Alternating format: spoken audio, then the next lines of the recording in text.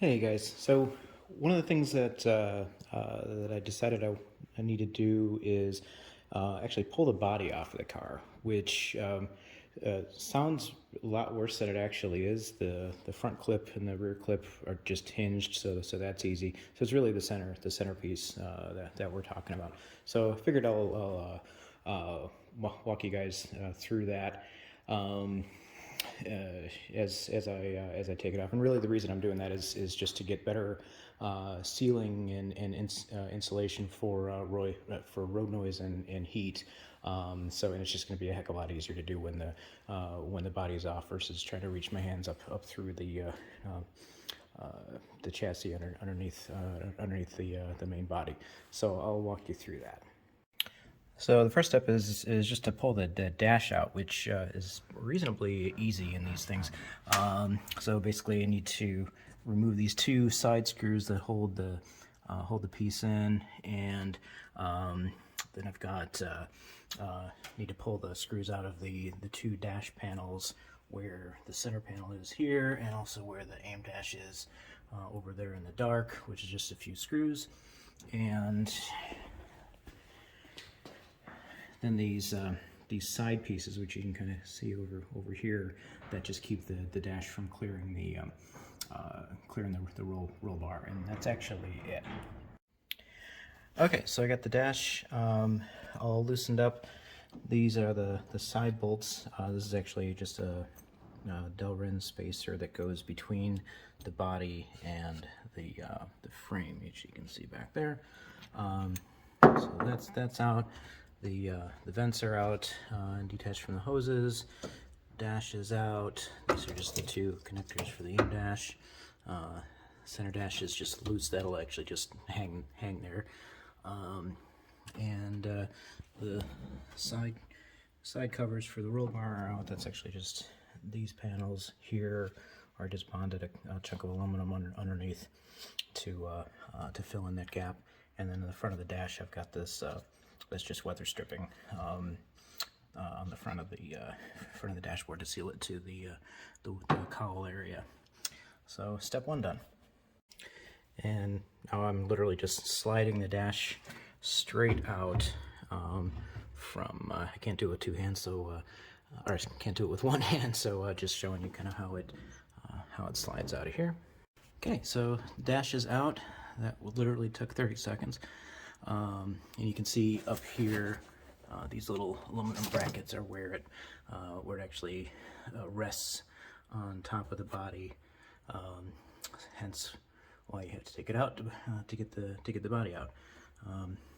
Dash wiring, AC vents, defroster vent up there, and that's what it looks like underneath. Really not much. This is just another support for the top of the aim dash, rib nuts for the dash pieces, and then I literally just used foam here to seal the gap between the defroster vents on the back of here and the plenum behind the window. So next step, I'm gonna actually pull the headliner out, which is a single piece in these things. Starts up here, goes down to a seam right behind the seats. So in order to pull that guy out, I need to disconnect the wiring harness for the camera and the lights, which is just right behind here. One screw on either side. These screws on the side here, and then I'll need to loosen up the body panel bolt just to take the pressure off of it to be able to pop the thing out. There aren't any bolts behind here, but I will need to detach the seat belts to pull the thing off as well. Okay, the headliner is loose and completely disconnected. The only thing holding it on is just literally the pressure from the body sitting on top of it here, which as soon as I unbolt that will pop off. Pulled the seat belts out, undid these bolts, and that's literally just these little guys here, just threading two that thread into each other. They work really nice for panels like this where you want it to look nice on both sides. Wiring harnesses disconnected for the lights and the review display. So that's it. Okay, so have the rear clam open. It's able to swing all the way open because I've got the back wheels off and I've got it still lifted up a little bit. I really just need to get access to these bolts. So literally holding the body on, you've got bolts underneath. That bolt to the side skirts, those I took off while I still had it jacked up in the air. There's 5 bolts I think under there. The 2 in the front that held the dash on also hold the body to the frame. There's 2 in the front of the body area. Actually, sorry, 4 in the front body area, and then these 2 here. So we'll get to those in a second. But in order to take this whole thing off, I've got to also pop the fuel filter neck off. So you've got these screws here, and then bolted in from the back, because this whole thing sandwiches the fuel filler through the body. So obviously you can't take it off without removing the fuel neck. So we'll do that right now. Okay, so got the filler neck off. That's it right there. So just that's the part where the cap clamps into, and the neck, which just goes in here. You can see the filler hose right there. I've just got some tape over it to keep crap from getting into the tank. One of the things that actually I'm going to do while the body's off is put some nut certs into these holes instead of having these stupid little nuts on the other side, which are a pain in the butt to get in and out. Not that it's something you do a lot, but when you do, it's worth it. So, anywho, so next we've got a couple screws which are extremely hard to see. You can see one of them right up there. There's basically screws that go in a flange that bolts to the firewall, or that bolts to the firewall here. That's bonded to this panel here on the inside. So there's 3 screws on each side. So I'll pop those guys out. I won't bother showing you anything about that because you won't be able to see them until I get the body off. And then we'll go ahead and remove these screws, and then we'll move up to the front clamp.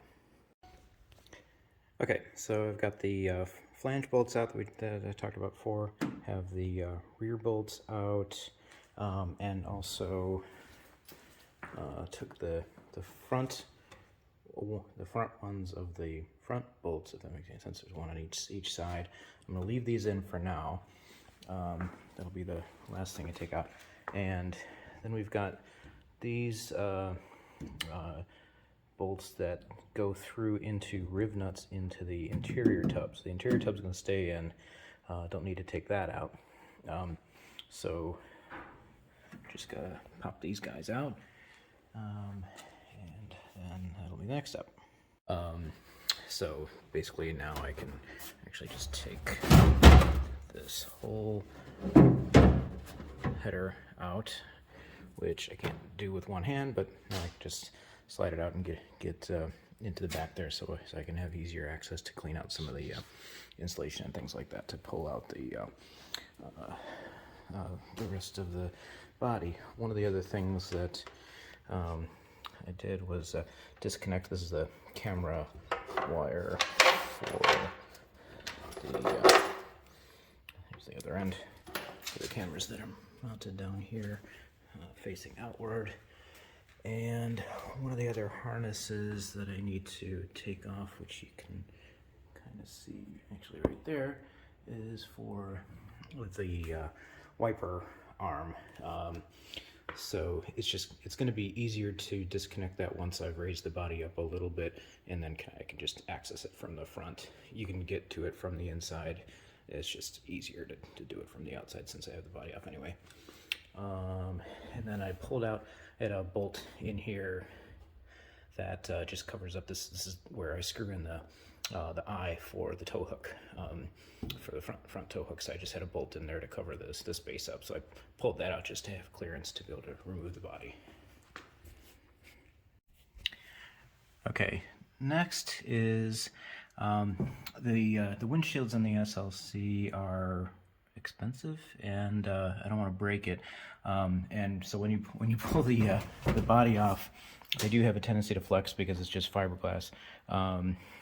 So I'm literally just using an expandable shower curtain rod, which sounds really stupid, but it works really well, to keep tension on the inside of the body, because basically when you install the windshields, you have to flex the body out a little bit to get it to match. So the body's going to want to curve back in.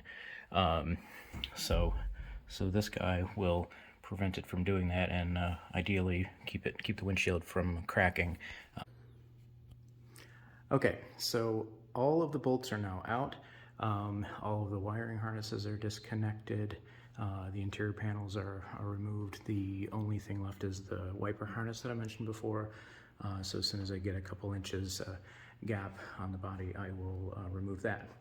I'm on my own today. My family is out, so I'm actually going to use my lift to help me take the body off. So I just put these little stands together out of 2x4s and scrap wood that will hold the body, and I'm literally just going to drop the car out from underneath the body. I've never tried that before, so let's see what happens. Okay, here goes. We'll just take the weight off of it first.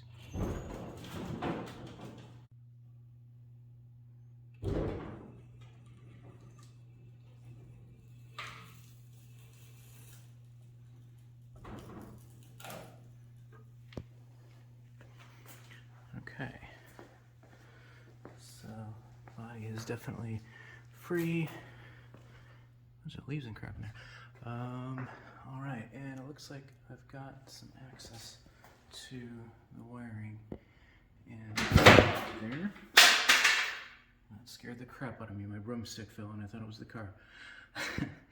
All right, so I'm gonna take that out.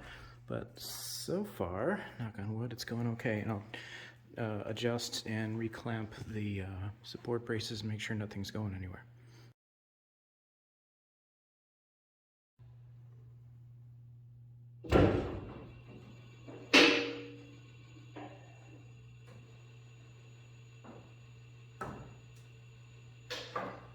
Everything's obviously disconnected. I got the wiring harness off, so just slowly lowering it.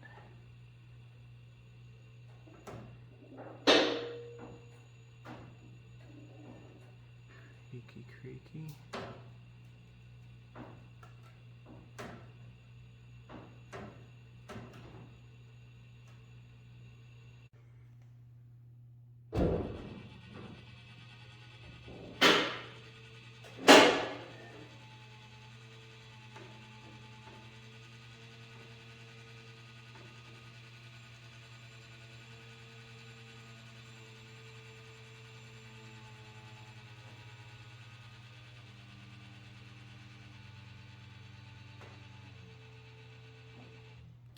Okay, I think that's where I'm going to leave it because that's actually all the access I need. Knock on wood, everything went actually much better than I thought it was going to.